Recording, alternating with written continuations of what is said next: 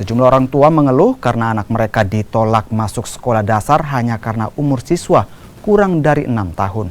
Bahkan ada calon siswa sekolah dasar yang umurnya kurang dari 1 bulan ditolak oleh server penerimaan siswa baru secara online.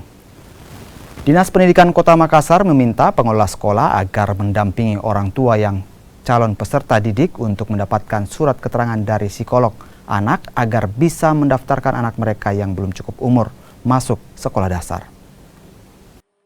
Kendalanya ada yang tidak ada laptopnya, ada yang memang tidak tahu mendaftar online.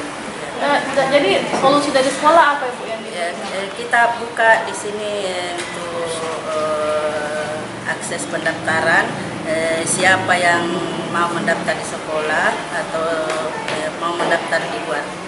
Kalau sejauh ini berapa orang Bu yang sudah menggunakan fasilitas sekolah untuk PPDB anak mereka? Sudah 46 orang. Siswa yang tidak cukup umur itu solusinya bagaimana? Ya. Itu seperti apa? Itu di pending untuk pengambilan formulir. Di situ ada persyaratan secara psikologis ya. Jadi anak ini harus dites dulu, ada keterangan psikologis dari dokter, bukan saya keterangan.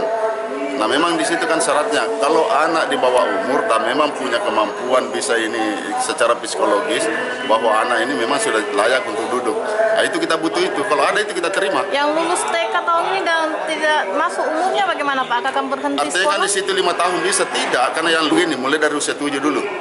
Itu kan yang pertama dulu itu, kalau usia 7, usia ini kalau memang masih itu sudah tidak ada dan memang ada kuota itu memungkinkan juga kita terima. Tapi harus ada surat. Ya harus ada keterangan itu tadi secara ini bahwa ini anak kita tes, maksudnya memang kemampuannya bisa baca, bisa apa, jadi kecerdasannya.